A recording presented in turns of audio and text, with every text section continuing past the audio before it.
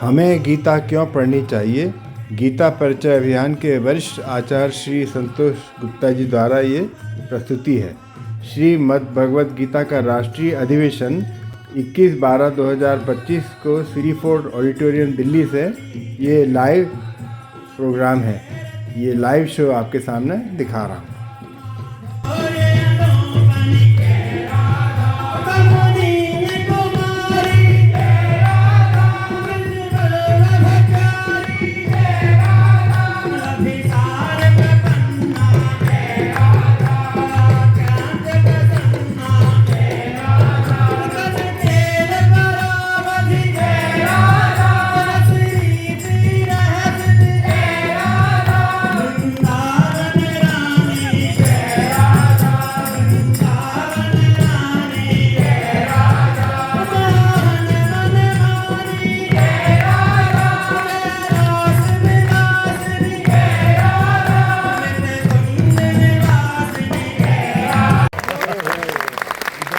More than 60%। तो भाई इनका स्वागत कीजिए आप, है ना।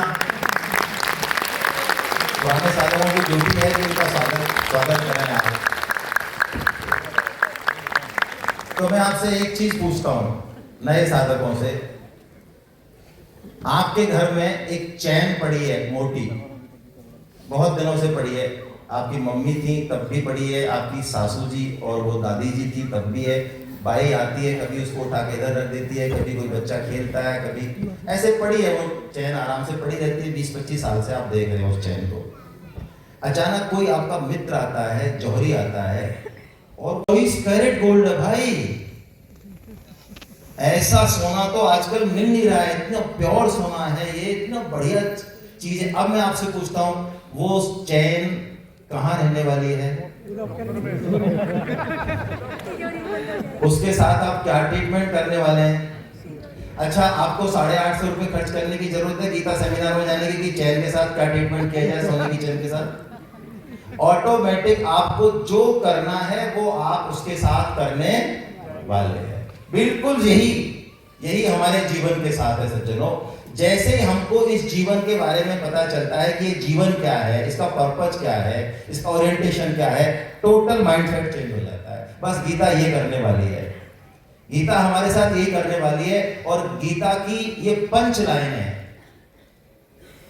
हम जहां हैं, जैसे हैं, वहीं से हम अपने टारगेट को हिट कर सकते हैं। कुछ नहीं बदलना। आप कह रहे हैं मैं तो सब्जी का ठेला लगाता हूं, यहाँ ओके। आप बिजनेसमैन हैं, आप सर्विस क्लास है, आप बहुत पढ़े लिखे हैं, आप पंडित हैं, आप बहुत सामान्य लेवल के हैं, आप अंगूठा टेक हैं, आप घर गृहस्थी के काम कर रहे हैं, आप जो कर रहे हैं, जहां है वैसे हैं, वहीं पे वो ब्यूटी, वो आनंद आने वाला है और हम उस टारगेट को हिट करने वाले हैं। हमको कहीं नहीं जाना। तो गीता यही करने वाले। किसी को भगवान से भी मतलब नहीं है, ठीक है, गीता का कोई आग्रह नहीं है। गीता कहती है हम जो काम कर रहे हैं, सपोज आपको लगता है मेरे को रिलेशन बहुत अच्छे चाहिए,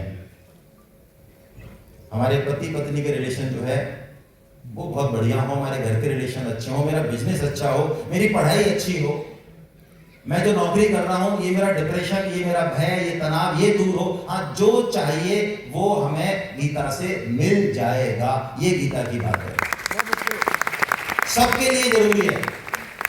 और कितनी जरूरी है, मैं फिर एक एग्जाम्पल देता हूं आपसे। हम सब सांस ले रहे हैं, अरे भाई थोड़ा बोलो, हम बात करेंगे। कब से ले रहे हैं? एक चीज बताओ मुझे, बिल्कुल बाई हार्ट बताओ। एक ही चीज, वही आना वही जाना, 40 साल 50 साल 60 साल से लगा। हेलो, कोई बोर नहीं होता, कोई नयापन। तो अब मैं आपसे कहता हूं, सांस लेना जितना जरूरी है उससे ज्यादा जरूरी है गीता पढ़ना। और यदि कोई ये समझे कि मैंने तो गीता पढ़ी है, मैं 20 साल से गीता पढ़ रहा हूं, तो अब मैं आपको एक क्लू देता हूं। एक, यदि हम गीता समझ गए वास्तव में, तो सांस छूट जाएगी लेकिन गीता नहीं छूटेगी। यदि कोई ये कहता है कि मैं तो गीता पढ़ चुका, अब मुझे नहीं पढ़नी, मैं तो कोर्स कर लिया आपका गीता परिचय अभियान का 1 साल का, अब क्या कर रहे हैं? अब वही कर रहे हैं, 2 दूनी 4, 4 दूनी 8। तो इसका मतलब अभी हमने गीता को पढ़ा नहीं है। तो 4 काम पशु और हम सेम करते हैं। पशु पक्षी जो भी है, पशु से ले लेते हैं अभी हम। तो पशु शब्द का यदि हम थोड़ा सा शास्त्र में देखें तो पाश का मतलब बंधन। जो बंधन में है वो पशु है। क्या हम बंधन में हैं? नहीं। First check.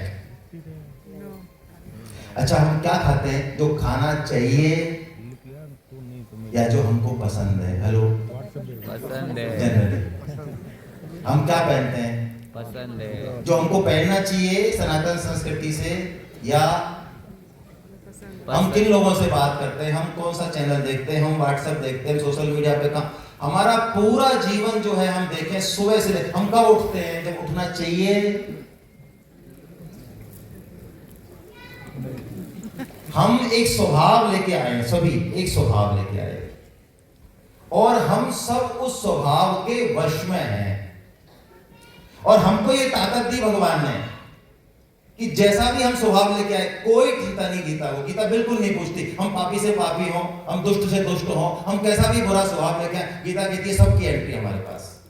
लेकिन हाँ, हम उस ताकत को पहचाने कि उस स्वभाव को जो हम लेके आए, जो हमको नचा रहा है पूरी जिंदगी, एक काम का, क्रोध का एक स्वभाव है हमारे साथ, उसी में हम चल रहे हैं पूरी जिंदगी और उसी में निकल जाते हैं। तो ये काम तो मनुष्य का नहीं है, ये काम तो पशु करते हैं और बहुत अच्छे से करते हैं। और उनको ये पावर नहीं दी किसी भी पशु को कि वो अपने स्वभाव को देख सके या बदल सके, नेवर, और जरूरत भी नहीं है। क्या आप किसी शेर को ये कह सकते हैं कि आप थोड़ा वेजिटेरियन पे आ जाइए? आप गधे को कह सकते हैं कि आपको इतना नहलाया धुलाया, इतना बढ़िया आपको खर्च किया, फिर आप क्यों यहाँ पे मिट्टी में फिर पहुंच गए? आप कह सकते हैं? हेलो, किसी भी पशु को जो उसकी बेसिक इंस्टिंक्ट है वो उसमें पूरे जीवन रहने वाला है। क्या हम उससे एक्सपेक्ट कर सकते हैं? क्या शेर यदि किसी गाय को या किसी जानवर को मार दे तो क्या उसको कोई पाप पुण्य लगने वाला है? उसके पास वो चीज दी है, वो ऐसे ही है, उसको ऐसे ही रहना है। तो हमको भी एक स्वभाव लेके हम आए, यदि हम ऐसे की ऐसे ही रहने वाले हैं पूरे जीवन भर, जैसे पशु करते हैं 4 काम, यदि हम उन्हीं 4 कामों में ये लग रहा है हमको कि हम सर्वोच्च हैं, तो हम उनसे भी गए बीते हैं। कोई फर्क नहीं पड़ता कि उन 4 सेक्टर्स में हमने कितनी भी बड़ी ऊंचाइयां छुई हो, कोई फर्क नहीं पड़ता। मैं बहुत जल्दी से आपको एक क्लू दे रहा हूं, आपके सामने स्क्रीन पे है भी। ये 4 काम मनुष्य और पशु समान करते हैं। आपको दिख रहा होगा फर्स्ट लाइन में नीचे, आहार, निद्रा, भय और मैथुन। अब सज्जनों जल्दी से हम देखें, हम अपने मनुष्य जीवन को कहां खर्च कर रहे हैं? आहार। देखो, आज जब तक हमारी चेतना के 5 स्तर होते हैं, सबसे पहला अन्न में कोश, ये पशु में भी होता है, हम में भी है, बच्चे में सबसे ज्यादा। प्राण में कोश, अन्न मतलब समझ रहे हैं आप? जैसे कि मैं आपसे कहूं कि अभी हम आपके लिए लंच का अनाउंस करें और फिर आपको वापस आना हो, तो आप में से कोई है जो पड़ोसी को कहते कि मैं थोड़ा सा, इतना दूर कौन जाएगा, ऐसा करो आप मेरी जगह लंच करके आ जाना। हमारा सबका अन्न में कोश एकदम जागृत है, बढ़िया। इसके बाद प्राण में कोश, इसके बाद मनो में कोश, और कहते हैं यहां तक केवल पशु लेवल है। अपने मन के अनुसार चलना, अपने प्राणों की रक्षा करना, सिक्योरिटी अरेंजमेंट्स और खाना। इसके बाद 2 कोष जनरेट करने के लिए मनुष्य जीवन है। तो पशु, ये आहार पशु का फिक्स है। हमने बहुत सारे आहार बना लिए, हम कितने भी प्रोटीन, विटामिन, डाइटिशियन, कितना भी हम ज्ञान अर्जित कर लें, लेकिन नेट रिजल्ट हमारा पशुओं से बेहतर नहीं है। अच्छे से अच्छा आहार लेने के बाद भी क्या है? बताइए, सबसे ज्यादा रोग किसको है? Diabetes, hello, blood pressure, hypertension, heart attacks, L4-5, घुटने का दर्द। अब आप ऐसा मत कहना कि पशु चेक कराने नहीं जाते हैं, नो, ऐसा मत कहना। बहुत बढ़िया है वो हमसे क्या खा रहे हैं? अच्छा, इतना समय, इतनी टेंशन, इतनी ऊर्जा दे रहे हैं क्या वो उस पर? नहीं। आहार एक बहुत छोटा सा पार्ट है मनुष्य की हेल्थ का। गीता ये भी सिखाएगी आहार से 100 गुना पावरफुल क्या है, उससे भी 1000 गुना पावरफुल क्या है। यदि हम वहां काम नहीं करेंगे तो सिर्फ ड्राई फ्रूट्स खाने से, प्रोटीन विटामिन से शरीर स्वस्थ नहीं रहेगा। ये गीता कहने वाली है। भगवान बताएंगे आगे 6.16-17 युक्त आहार विहारस्य युक्त चेष्टस्य कर्मसु युक्त स्वप्नावबोधस्य योगो भवति दुःखः। यदि अर्जुन तू अपना आहार विहार चेष्टा ये ठीक कर ले तो तेरे जीवन से दुख निकल जाएगा। तो आहार में पशुओं का और हमारा लगभग बराबर ही मान ले, बल्कि खराब ही है। और मैं आपको एक बहुत साइंटिफिक रीजन बताता हूं। यदि चेतना का स्तर हमारा कम है तो आहार में आनंद ज्यादा आएगा। हेलो, हर पशु को अपने आहार में उतना ही आनंद आता है। यदि मैं सुअर का उदाहरण लूं जो कि शास्त्र में दिया हुआ है, तो सुअर खाता है विष्ठा, मल।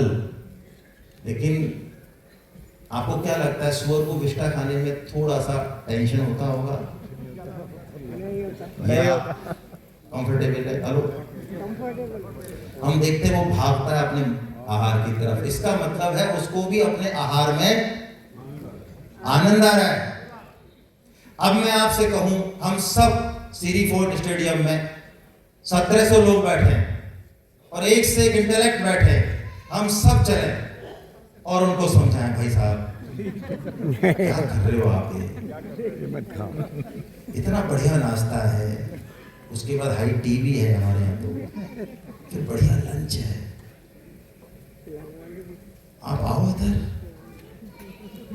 क्या लगता है आपको समझ में आएगी बात उसके? नहीं। तो शास्त्र कह रहे हैं और गीता कह रही है और संत कह रहे हैं कि इस मनुष्य जीवन में एक चरम आनंद, एक विराट आनंद, एक अनंत आनंद, और उसके योग्य हैं हम पूरे। ये जो भी काम सुख, बढ़ाई का सुख और आहार सुख, जो भी सुख हमारे जीवन में अब तक हमने भोगे, इससे अनंत गुना सुख है और उसके हम योग्य हैं पूरी तरह से, हम उसको अचीव कर सकते हैं। तो क्या बात समझ में आती है सज्जनों? आती है। तो हम मनुष्य हैं, आगे मैं नहीं बोलूंगा।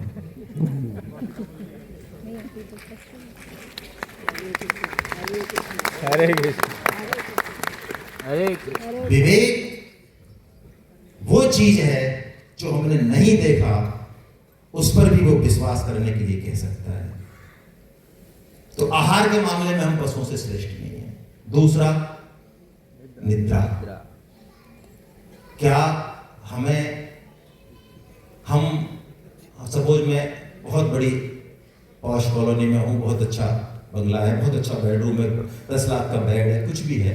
यदि मुझे, और मेरी बहुत अच्छी पोजीशन है, बहुत बड़े डिपार्टमेंट पे हूँ, बहुत बड़े पोस्ट पे हूँ, या बहुत बड़ा बिजनेस है, जो भी है, क्या इन सब चीजों की मुझे याद रहे नींद के समय, तो क्या मेरी नींद अच्छी है? निद्रा के मामले में हम और वो दोनों एक जैसे, और बल्कि एक जैसे भी नहीं, मैं तो इन सब मानकों में मानता हूं कि हम सब कमजोर हैं। आज निद्रा की, अनिद्रा की बहुत ज्यादा बीमारी है हम सब में। जितनी प्रगति हो रही है, आगे बढ़ रहे हम, हमारी निद्रा,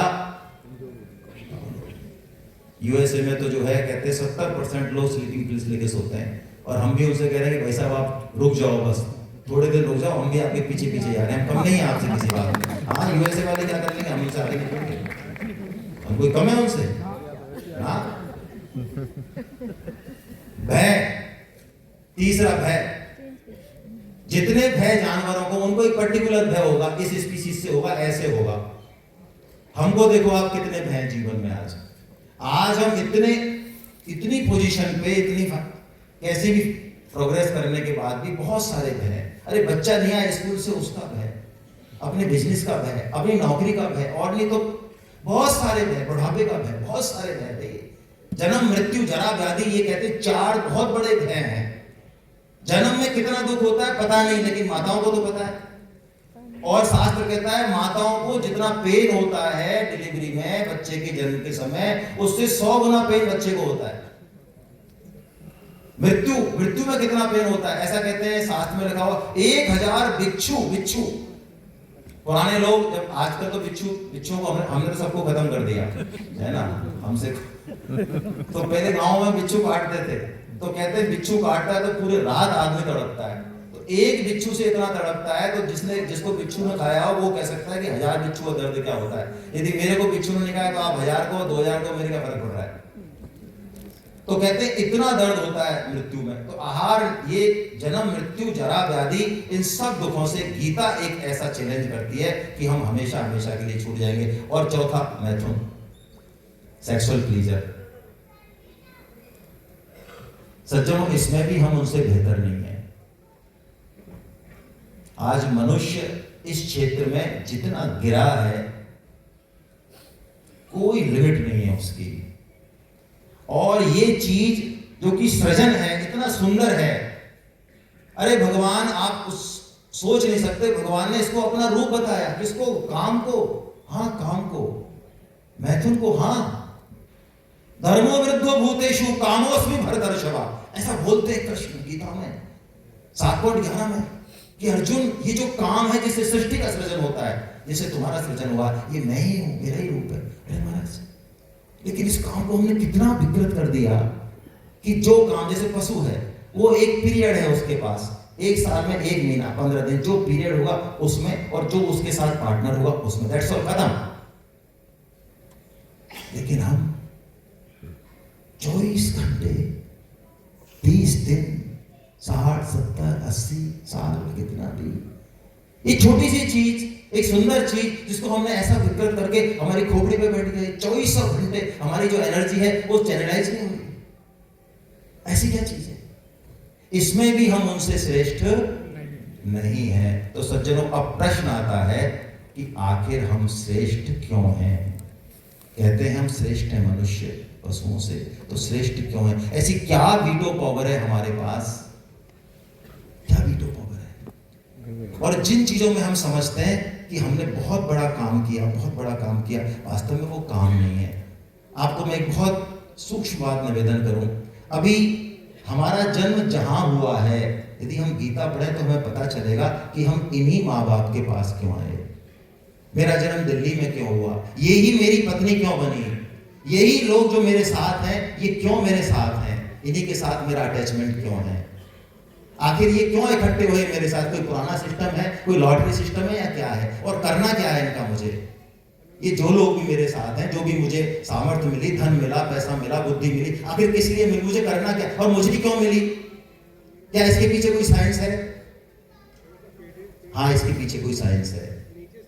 गीता के अनुसार जिस व्यक्ति से हमारा कोई रिलेशन नहीं है पुराना, कोई कर्जा नहीं है, कोई लेना देना नहीं है, उस व्यक्ति को हम देख भी नहीं सकते इस जीवन में। लेकिन हम इस बात को तब समझेंगे जब पहले हम ये समझेंगे कि वास्तव में हमारे पास क्या वीटो पावर है। यदि इन 4 चीजों में हमने पूरी जिंदगी लगा दी, पूरी एनर्जी लगा दी, और हम कह रहे हैं कि हमें देखो आप, हमने कितनी बढ़िया बढ़िया परवरिश की है, तो हम 4 चीजों के दम पे अपने आप को मनुष्य नहीं कह सकते। तो वो वीटो पावर क्या है जो हमको मनुष्य बनाएगी? सबसे पहले तो हम जाने कि है क्या, तब पता चलेगा कि उसका यूज कैसे करना है।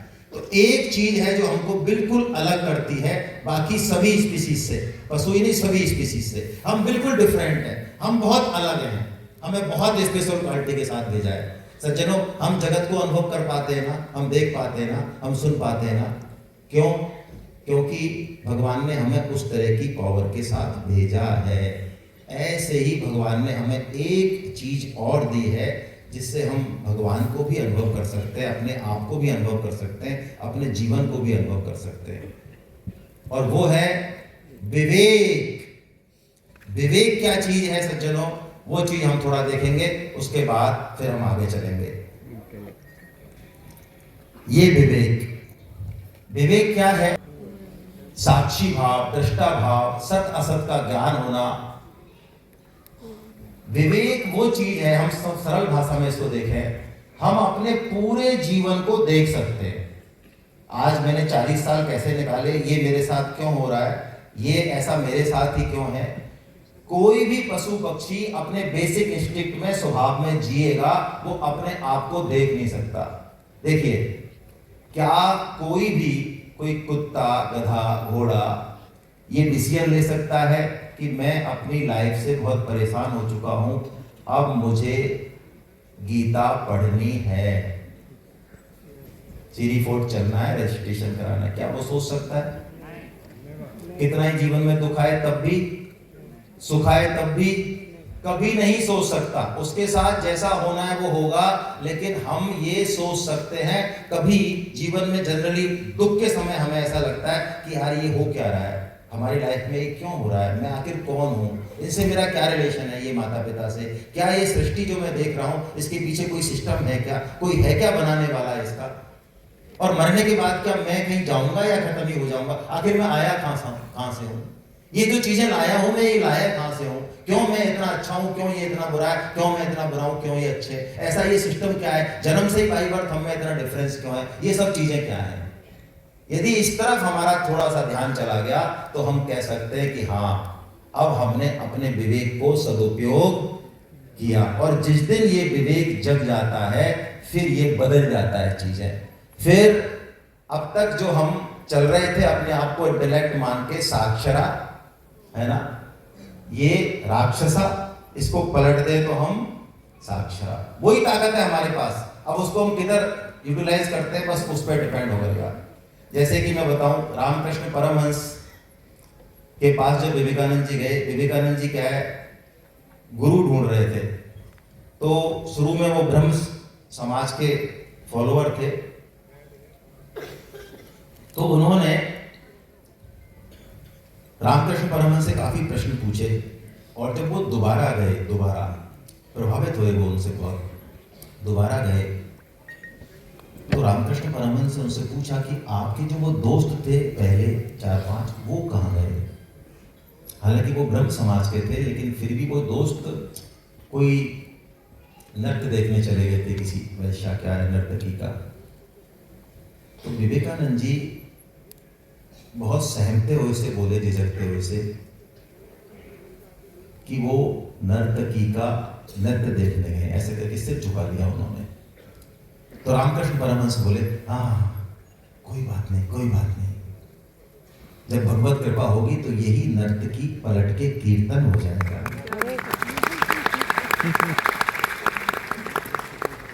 हम मूल में हैं ही ऐसे, हम भगवत स्वरूप ही हैं, हम में दैवी संपत्ति कूट कूट के भरी है सज्जनों, कूट कूट के। हम दिन भर प्रसन्न रह सकते हैं ना, ऐसा होता है ना, कई बार हम खूब महीनों तक प्रसन्न रहते हैं, दिन तक। हम 24 घंटे दुखी रह सकते हैं क्या? अच्छा, 24 घंटे तक हम झूठ बोल सकते हैं क्या? हेलो, नहीं। इसका मतलब दैवी संपत्ति हमारा बेसिक स्ट्रक्चर है। चलो, झूठ बोलने से मेरे को कहानी याद आ गई, थोड़ा सा बीच में सुना देता हूँ आपको। एक व्यक्ति की पत्नी, थोड़ा सा आप गंभीर हो रहे हैं इसलिए सुना रहा हूँ। एक व्यक्ति की पत्नी उनकी बात मानती नहीं थी, हमेशा उल्टा काम करती थी वो। अच्छा लग रहा है क्या? ऐसा आपके साथ भी है? तो वो बड़े परेशान हो गए, संत आए उनके गांव में, तो उन्होंने कहा साहब हमारे साथ ये प्रॉब्लम है, हर काम ही उल्टा करती है। तो उन्होंने कहा अरे इसका तो मैं सॉल्यूशन बता देता हूँ, बहुत सिंपल है। उन्होंने कहा आपको जो कराना है उसका उल्टा बोला करो आप। तो वो घर आ गए और उन्होंने कहा देखो भाई, हम नाश्ता हमको बना करना नहीं, हम भाग। वाह क्या बात है, कैसे नहीं करोगे, नाश्ता तो करना ही पड़ेगा, अब कमाल इधर उधर से क्यों खाते हो आप। ऐसे उनका बहुत बढ़िया काम चलने लगे, हर काम को उल्टा करने लगे। अब उस गांव में एक यात्रा जा रही थी गंगा स्नान के लिए, तो उन्होंने कहा देखो भाई सब गांव वाले जा रहे हैं लेकिन अपने को नहीं जाना। उन्होंने कहा वाह, तो सब जा रहे हैं तो अपन तो जाएंगे ही। ऐसे ही उन्होंने कहा अरे भाई सब लोग खाना बनाने के लिए जा रहे हैं, अपन नहीं ले जाएंगे। नहीं, ऐसे उन्होंने सारे काम किए। जब वो गंगा किनारे पहुंचे तो नहाने लगे, टेक्निक वही चल रही थी। उनकी जो धर्म पत्नी थी वो थोड़ा सा आगे निकल गई गंगा में नहाते हुए, तो उनके मुंह से सहज निकल गया कि सहज स्वभाव तो बचता नहीं है। उन्होंने कहा अरे भाई आगे मत जाना, आगे मत जाना, आगे मत जाना। उन्होंने कहा वाह और गई फिर।